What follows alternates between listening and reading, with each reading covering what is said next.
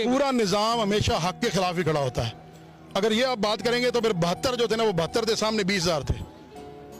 फिर वोट तो 20,000 को ज्यादा पड़े। अगर इलेक्शन की बात है तो फिर 20,000 जीत गए हुए थे। फिर 72 को आप कहते नौज बिल्ला में जाले के इमाम हुसैन हक में नहीं थे।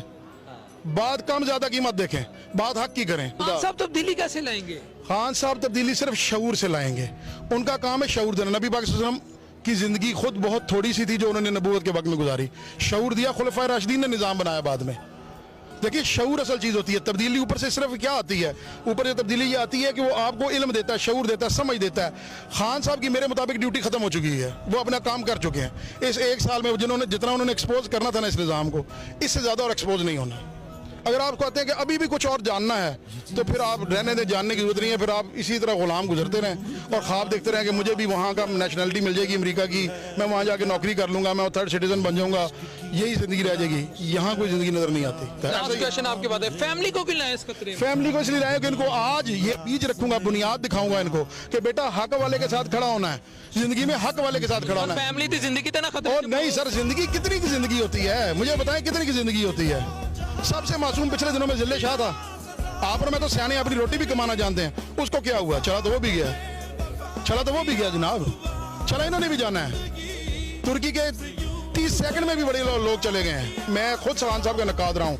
कुछ चीज़ों पे मैं उनके अगेंस्ट नहीं खड़ा हो सकता। एक नामोशी रसालत के ऊपर शख्स का जो किरदार रहा उसमें मैं उसके खिलाफ नहीं खड़ा हो सकता। मैं इतना बड़ा लीन नहीं बन सकता कि मेरे सामने कोई कलमा पढ़ रहा हो और रसालत को खातमुन नबीन कह रहा हो, रसूल पाक सल्लल्लाहु अलैहि वसल्लम की ज़ात को, और मैं कहूँ नहीं ये यहूदी है, ये काफिर है, ये जुर्म मैं नहीं कर सकता। दूसरी चीज़, मेरे बच्चों को उसने एक यकसा निसाब पे लाने की कोशिश की कि अमीर का गरीब का बच्चा एक निसाब पढ़े, फिर जो आगे दौड़ में आगे निकल जाए।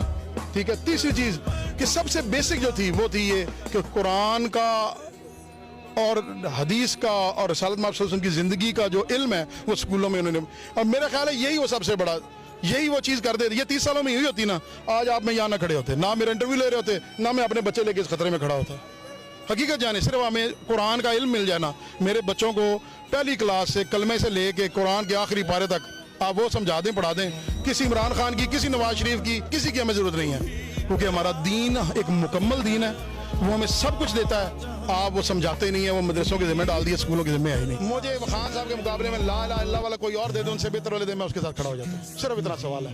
मेरे दादा आर्मी में थे, कायदे आज़म की सिक्योरिटी में रहे हैं, सादा कपड़ों में रिटायर हुए थे, सादा कपड़ों में, और वापस अपने गाँव की चारपाई पे वक्त गुजारा। बात समझ रहे हैं? एटॉमिक एनर्जी कमीशन के पास मेरा गाँव है, ज़मीनें वक्फ की हमने।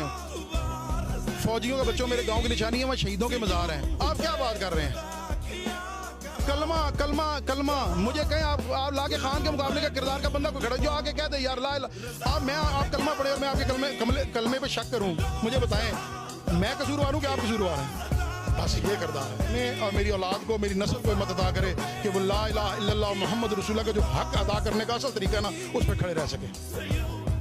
ये हमारी ख्वाहिश है।